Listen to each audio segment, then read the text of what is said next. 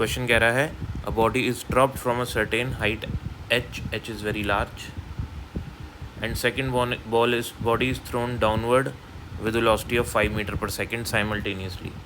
तो दोनों बॉल्स को हम लोग साइमल्टेनियसली नीचे एक को ड्रॉप कर रहे हैं और एक को 5 मीटर पर सेकेंड की स्पीड से फेंक रहे हैं। What will be the difference in Heights after 3 seconds.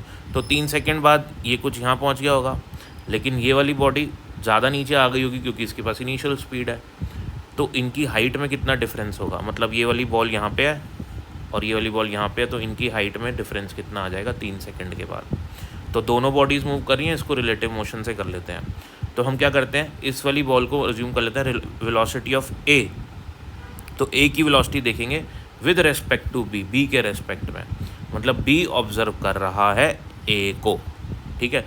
तो हो जाएगी initial velocity of A minus initial velocity of B.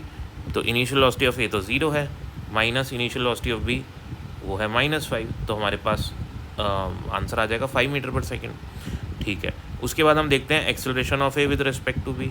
तो दोनों का एक्सेलरेशन नीचे की तरफ -g है, -g है, तो दोनों एक दूसरे के रिस्पेक्ट में जो उनका एक्सेलरेशन होगा वो 0 हो जाएगा, ठीक है। अब हम लोग लगा देते हैं सेकेंड इक्वेशन ऑफ मोशन।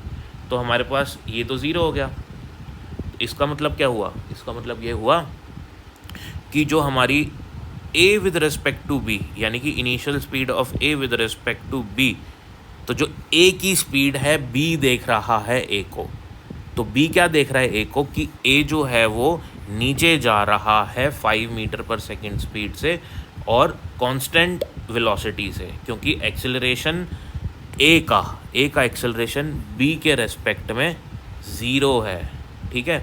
तो b क्या देख रहा है कि ये a नीचे जा रहा है 5 metre per second constant speed से। स्पीड कांस्टेंट है, एक्सेलरेशन नहीं है, तो हमारे पास सिर्फ ये इक्वेशन लगेगी distance is equals to speed into time. तो ये डिस्टेंस ही मुझे निकालना है, स्पीड कितनी है 5 की, टाइम कितना 3 सेकेंड बाद, तो आंसर आ जाएगा सीधा 15 मीटर, यानी कि 3 सेकेंड के बाद इन दोनों के बीच की जो डिस्टेंस होगी वो होगी 15 मीटर्स। Thank you.